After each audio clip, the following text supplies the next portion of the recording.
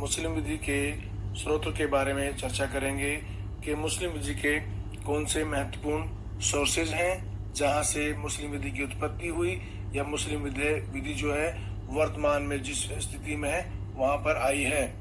तो मुस्लिम विधि के जो सोर्सेज हैं उनको दो भागों में बांटा गया है, प्रधान स्रोत और गौण स्रोत। प्रधान स्रोत यानी प्राइमरी सोर्सेज और गौण स्रोत यानी सेकेंडरी सोर्सेज। तो प्राइमरी सोर्सेज वो सोर्सेज हैं जहां से हम ये माने कि मूलतः मुस्लिम विधि प्राप्त हुई है या मूलतः मुस्लिम विधि बनी है। इसमें पहला है कुरान। कुरान मुस्लिम विधि का एक बहुत ही महत्वपूर्ण धार्मिक ग्रंथ है जो मूलतः मुस्लिम विधि का मूल कहें या उससे कहें कि हम कि जो मुस्लिम विधि जो है कुरान के इर्द गिर्द ही घूमती है। कुरान में 6666 आयतें हैं जिनमें से लगभग 200 आयतें विधि से संबंधित हैं और उनमें से भी 80 आयतें ऐसी हैं जो पारिवारिक विधि मतलब विवाह, मेहर, तलाक, विरासत आदि से संबंधित हैं। कुरान समय और महत्व की दृष्टि से मुस्लिम विधि का प्रधान स्रोत है और ये माना जाता है कि पैगंबर साहब के से जो अल्लाह ने कहा वो सब कुरान में लिखित कर दिया गया है। अतः हम ये माने कि जो मुस्लिम विधि है वो मूलतः कुरान में जो नियम लिखे गए हैं, आयतों में जो नियम लिखे गए हैं वही मुस्लिम विधि मानी गई है। दूसरा सोर्स है सुन्नत या जो ट्रेडिशन जो है वो मानी गई है। कुछ परिस्थितियां ऐसी आई जहां पर जो सब कुछ ऐसी समस्याएं उत्पन्न हुई जहां पे कुरान खामोश है, कुरान में उस चीज के बारे में कोई विवरण नहीं दिया गया। ऐसी स्थिति में माना गया कि अब कौन से नियम माने जाएं। तो उन परिस्थितियों में पैगंबर साहब द्वारा जो कुछ किया गया या उनके द्वारा कोई जिन चीजों का मौन समर्थन कर दिया गया उनको भी मुस्लिम विधि का स्रोत मान लिया गया है। सुन्नत को तीन भागों में बांटा गया है, सुन्नतुल फेल, सुन्नतुल कौल और सुन्नतुल तकरीर। सुन्नतुल फेल का मतलब है इसमें जो वो आचरण दिए गए हैं जो पैगंबर साहब द्वारा किए गए। पैगंबर साहब ने खुद ने जो कार्य किया उसे मान लिया गया कि वो भी मुस्लिम व्यवस्था के लिए एक नियम है। और सुन्नतुल कौल में है पैगंबर साहब ने जो व्यवस्था दी उसमें उन्होंने जो कहा, उनके जो प्रवचन थे उन्हें भी नियम या मुस्लिम कानून मान लिया गया। इसका अतिरिक्त सुन्नतुल तकरीर का मतलब है जो कुछ भी पैगंबर साहब की उपस्थिति में किया गया जिसकी मौन स्वीकृति पैगंबर साहब द्वारा दी गई वो सुन्नतुल तकरीर। इसका मतलब है कि जहाँ पे कुरान खामोश है, कुरान में कहीं विवरण नहीं दिया गया, वहाँ वो नियम जहाँ पैगंबर साहब ने कुछ खुद ने किया या उन्होंने कुछ कहा या उन्होंने कुछ मौन समर्थन किसी चीज का मौन समर्थन किया जिन नियमों का, वो भी मुस्लिम विधि में महत्वपूर्ण नियम बन गए हैं। तीसरे सोर्स में है इज्मा। इज्मा का मतलब होता है विचारों का महत्व या विचारों की एकता। इसमें विधि के किसी प्रश्न पर विशेष काल के पैगंबर मोहम्मद के अनुयायियों में से विधि वेताओं का विचार या उनका एक राय जो है किसी विषय पर वो इज्मा कहलाता है। इसमें पहला है पैगंबर साहब के साथियों का इज्मा। पैगंबर साहब के साथियों के इज्मा का बड़ा महत्व है क्योंकि जो साथी पैगंबर साहब के थे उनका दृष्टिकोण पैगंबर साहब से मिलता जुलता था और पैगंबर साहब के निकट रहने के कारण वे लगभग उन्हीं के समान ही तर्क और रीतियां अपनाते थे।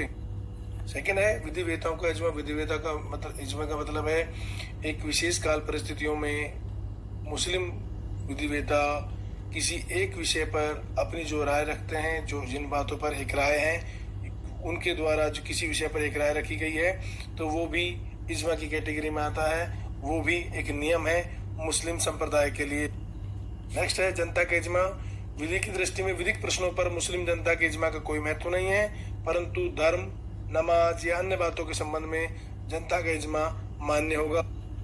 कयास में तर्क के आधार पर कानून के नियम निकाले जाते हैं, लेकिन यह नियम कुरान, हदीस और इज्मा के नियमों जैसे सिद्ध नहीं होते हैं। जिन विषयों पर कुरान, हदीस और इज्मा में कोई नियम नहीं दिया गया है उन परिस्थितियों में कयास या कहें कि सद्विवेक का इस्तेमाल करते हुए जो निर्णय लिया जाएगा वो मुस्लिम विधि के अनुसार नियम माना जाएगा। उसके बाद आता है मुस्लिम विधि के गौण स्रोत यानी सेकेंडरी सोर्सेज। इसमें पहला है उर्फ या कहें रिवाज या रूढ़ी या कस्टम। ऐसी कोई रूढ़ी रिवाज परंपरा जो एक निश्चित समय से चली आ रही है, निरंतर चली आ रही है, एक रूपता से चली आ रही है, उसको भी हम विधि का नियम मान सकते हैं। मुस्लिम संप्रदाय में ऐसी कोई परंपरा, रूढ़ी, प्रथा जो निरंतर लंबे समय से चली आ रही है, आम मुस्लिम जनता द्वारा उसे स्वीकार किया गया है, और तो उस जो सामान्य रूढ़ी या प्रथा है उसको भी हम कानूनन रूप से विधि मान सकते हैं या मुस्लिम विधि का एक हिस्सा मान सकते हैं। नेक्स्ट है न्यायिक विनिश्चय या जुडिशियल डिसीजन। समय समय पर privy council, high court, supreme court के द्वारा मुस्लिम विधि के संबंध में विवादों का निस्तारण किया जाता है। विवादों का निस्तारण करते वक्त जो न्यायालय द्वारा, उच्चतम न्यायालय या उच्च न्यायालय द्वारा जो निर्णय दिए जाते हैं, उन निर्णयों को भी भविष्य में मुस्लिम विधि के सोर्स के रूप में माना जाएगा। कुछ बिंदुओं पर जहां पर कोर्ट द्वारा नियम का निर्धारण किया जाता है, वो नियम भविष्य में विधि मान लिए जाते हैं। जैसे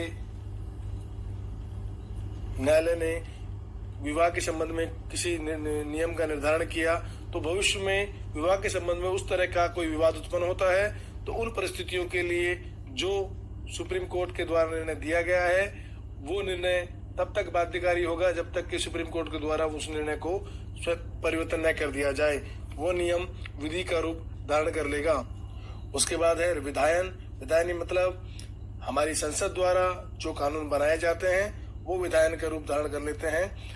समय समय पर विधायिका द्वारा जो कानून बनाए गए वो कानून मुस्लिम व्यवस्था में बाध्यकारी हैं, मान्य हैं। जैसे मुसलमान वक्फ मान्यता अधिनियम 1913, शहरत अधिनियम 1937, मुस्लिम महिला विवाह विच्छेद का अधिकार संरक्षण अधिनियम 1986। इस प्रकार समय समय पर विधायिका द्वारा मुस्लिम विधि के संबंध में नियम जो भी निर्धारण होते हैं, जो अधिनियम बनाए जाते हैं, उनको भी मुस्लिम विधि का मूल स्रोत माना जाएगा। वर्तमान परिस्थितियों में कहें तो सामान्यतः आज की परिस्थितियों में विधायिका ही सबसे महत्वपूर्ण सोर्स है, जिसके द्वारा किसी भी संप्रदाय के लोगों के लिए नियम, कानून या अधिनियम बनाया जाता है। अंतिम सूत्र है न्याय, साम्य, सद्विवेक, justice, equity and good conscious. ऐसी स्थिति में जहां पर कुरान में या सुन्नत में, इज्मा में या उर्फ जो रिवाज है या जुडिशियल डिसीजन है, कहीं भी कोई भी निर्धारण नहीं किया गया है कि इस विषय के संबंध में कौन सी विधि मान्य होगी। जहां पर ऐसी परिस्थितियां उत्पन्न हो कि उसके संबंध में पूर्व में कोई भी नियम का निर्धारण नहीं किया गया है, ना ही पार्लियामेंट के द्वारा कोई नियम बनाया गया, ना ही कुरान में कोई उसके संबंध में कोई आयत दी गई है। तो ऐसी परिस्थिति में व्यवस्था दी गई है कि अगर ऐसा कोई विवाद, ऐसी कोई विधि के बारे में विचार विमर्श होता है, ऐसी स्थिति में न्याय, साम्य, सद्विवेक का इस्तेमाल किया जाना आवश्यक है मुस्लिम विधि के स्रोत के तौर पर। इसका क्या मतलब है? इसका मतलब है कि अगर कहीं कुछ ऐसी स्थितियां आती हैं जहां मुस्लिम नियम का निर्धारण करना है और पूर्व में कोई व्यवस्था नहीं है, तो ऐसा निर्णय लिया जाएगा जो सामान्यतः सभी के साथ न्याय करता हो, समानतापूर्ण व्यवहार करता हो और सामान्य सद्विवेक का इस्तेमाल उसमें किया गया हो। इस प्रकार मुस्लिम विधि के स्रोतों के बारे में हमने आज जाना। आपको ये जानना होगा कि स्रोत्र क्या है। स्रोत्र का मतलब है कि कानून कहाँ से आया। हमने जो अभी ये ग्राउंड पढ़े, जो हमने आधार पढ़े कि प्रधान स्रोत्र, गौण स्रोत्र में हमने चार इसके आधार पढ़े कि कहाँ से हमारा मुस्लिम विधि आया है। तो ऐसी स्थिति में स्रोत्र का मतलब होता है कि कानून जो है वो कहाँ से निकल के आया है। डायरेक्टली तो कुछ बनता नहीं है, तो सोर्स कहाँ से निकल के आया। तो प्रधान स्रोत और गौण स्रोत्रों से हम कंप्लीटली आज तक का जो मुस्लिम विधि है वो इन चीजों से निकल कर आया है। ये इसलिए हम प्रधान स्रोत्रों में कुरान, सुन्नत, इज्मा और कयास को मूल स्रोत मानेंगे। उसके बाद जो सेकेंडरी सोर्सेज हैं उनमें रूढ़ी रिवाज, न्यायिक विनिश्चय, विधायन और न्याय साम्य सद्विवेक को मुस्लिम विधि का स्रोत स्वीकार करते हैं।